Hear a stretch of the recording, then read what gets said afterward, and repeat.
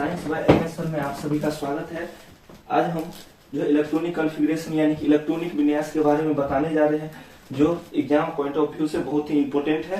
तो पहले जो है हम इसको अच्छे से समझेंगे और किसी भी एलिमेंट का, किसी भी तत्व का जो है पीरियडिक टेबल यानी कि आवर्त सारणी में हमें जो है इलेक्ट्रॉनिक विन्यास या इलेक्ट्रॉनिक कॉन्फ़िगरेशन निकालने के लिए दे तो हम उसे बहुत ही आसानी तरीका से निकाल सकते हैं। तो पहले हम इस रूल को बताने जा रहे हैं। तो देखिए, सबसे पहले जो है एस जो होता है सो क्या होते हैं, उपकक्षा होते हैं यानी कि सबसेल होते हैं, पी सबसेल होते हैं, डी सबसेल होते हैं और एफ उप सबसेल यानी उपकक्षा होते हैं।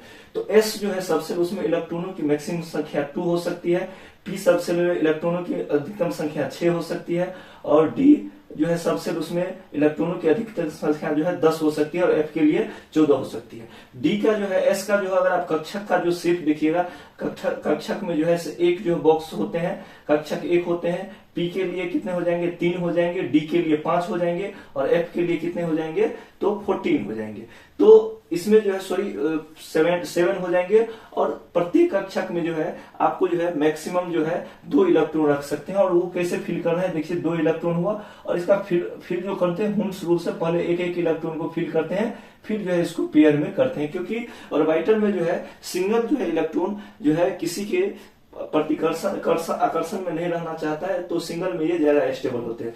एस का जो आकार हो जाएगा, शेप हो जाएंगे, वो ओ हो जाएंगे, इसका डंबल हो जाएंगे, इसका डबल डंबल हो जाएंगे डी का। और एफ का क्या होता है, कम्प्लेक्स होता है या 3D में जो है डंबल हो जाते हैं। अब जो है इसके इलेक्ट्रॉनिक कॉन्फ़िगरेशन निकालने के लिए जो है हम इलेक्ट्रॉन को क्या करते हैं, जो बढ़ते हुए ऊर्जा स्तर पे जो है हमको सजाते हैं। तो देखिए इसको कैसे सजाया जाता है।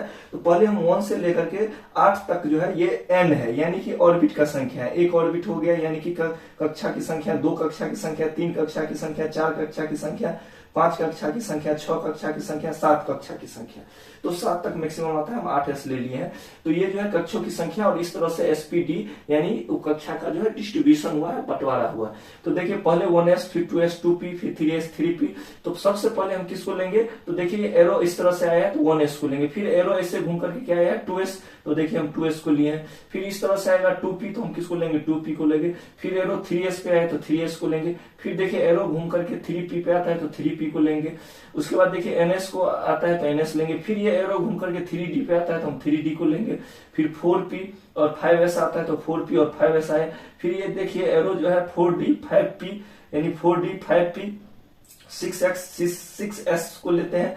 फिर हम आगे 4f 5d 6p 4f 5d 6p और 7s को लेते हैं। फिर जब हम जाते हैं 5p 6d और 7p और जो है 8s, तो ये जो है बढ़ते हुए ऊर्जा स्तर है, यानी कि 1s से ज्यादा ऊर्जा जो है 2s में है, 2s से ज्यादा 2p में है, उसके बाद 3s में है, फिर 3p में है, फिर 4s में है, 3d में है। तो ये ऊर्जा स्तर बढ़ते हुए ऊर्जा स्तर के अकॉर्डिंग हम इसको सजाते हैं। तो देखिए ऊर्जा स्तर जो हम नापते हैं या मेजर करते हैं वो n+l में, n का मतलब हो गया ऑर्बिट की संख्या यानी आवर्त की संख्या, l जो हो गया डीएनसी क्वांटम नंबर होता है या एजीमुथल क्वांटम नंबर की संख्या से लिखते हैं। तो ये इसके लिए जो है s के लिए 0 हो जाता है, l p के लिए 1 हो जाता है, d के लिए अगर l हम निकालेंगे तो s का 0 हो जाता है, p का 1 हो जाता है, d का जो है 2 हो जाता है और f का कितना होता है, 3 हो जाता है।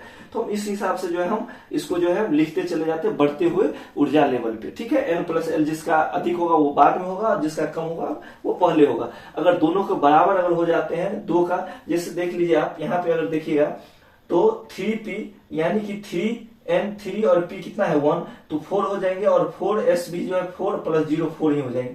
तो यहाँ एनर्जी लेवल अगर सेम हो जाते हैं तो पहले कम कक्षा नंबर को लिखेंगे, उसके बाद में जो अधिक कक्षा हो। तो देखिए 3 और 4 में कौन कक्षा कम है, 3 है, तो इसलिए 3 को लिखे, उसके बाद 4 को लिखे। ऐसा कब करेंगे, जब जो है कक्षा में जो है ऊर्जा लेवल जो है सो जो है ऊर्जा स्तर जो है समान हो जाए। तो हम क्या करेंगे, कम कक्षा वाले को कम एनर्जी समझेंगे, अधिक कक्षा नंबर वाले को अधिक जो है उसका एनर्जी लेवल समझेंगे। तो ये जो है हमारा जो है किसी भी एलिमेंट का, तत्व का जो है सो हम क्या करते हैं, इलेक्ट्रॉनिक कॉन्फ़िगरेशन या इलेक्ट्रॉनिक जो है विन्यास निकालने के लिए करते हैं। जैसे देख लीजिए हम ऑक्सीजन का निकालते हैं। ऑक्सीजन का जो है परमाणु संख्या कितना होता है, 8 होता है।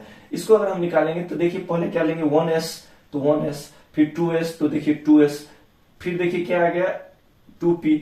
अब देखिए हम इलेक्ट्रॉन की संख्या s में कितना रख सकते हैं, 2, s में कितना रख सकते हैं, 2, तो 2 4 हो गया, p में कितना रखेंगे 4, तो कितने हो जाएंगे तो देखिए कितने हो गए, तो 2 2 4 और 4 कितने हो जाएंगे, 8 हो जाएंगे। ऑक्सीजन के 8 होते हैं तो 8 हो गए।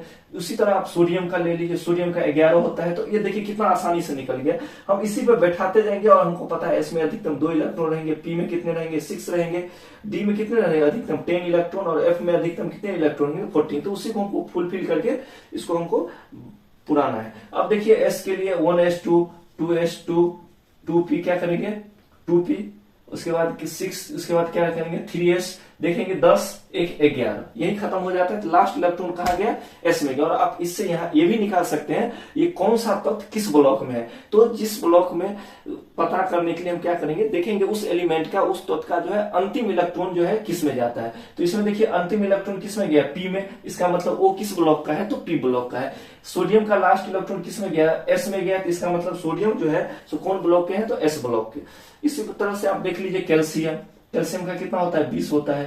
तो क्या हो जाएगा 1s2 2s2 2p6 3s2, देखिए 3s के बाद क्या है 3p, क्या हो जाएंगे 3p6, उसके बाद क्या है 4s, क्या है 4s। तो देखते हैं 10 2 12 6 18 और 2 20। तो लास्ट इलेक्ट्रॉन किस में गया, एस में गया, इसलिए एस ब्लॉक का है। और इस तरह से जो हम एनर्जी लेवल देखिए यहां से लेकर के यहां तक को हम लिख लिए, ठीक है।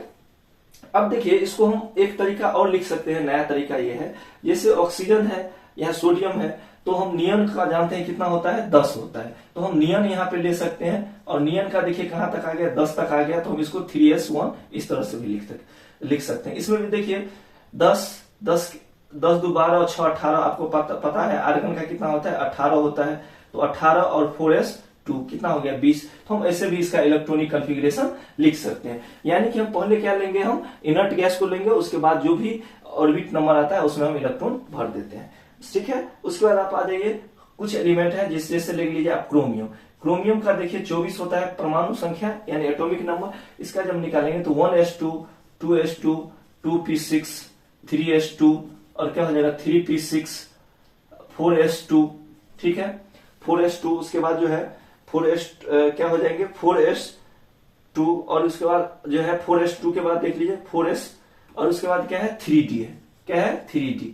तो आप देख लीजिए तो इसमें देखिएगा तो 10 2 12 6 18 2 20 और इसमें कितना चला जाएगा 4 चला जाएगा, कितना चला जाएगा 4 चला जाएगा। और एक चीज यहाँ पे आपको समझने की जरूरत है, जो देखिए आधा फिल जो होता है, आधा फिल जैसे देख लीजिए एस में 2 इलेक्ट्रॉन होते हैं, पी में 6 होते हैं, तो आधा कितने हो जाएंगे 3, इसका डी का आधा कितने हो जाएंगे 5, एफ का आधा कितने होंगे 7।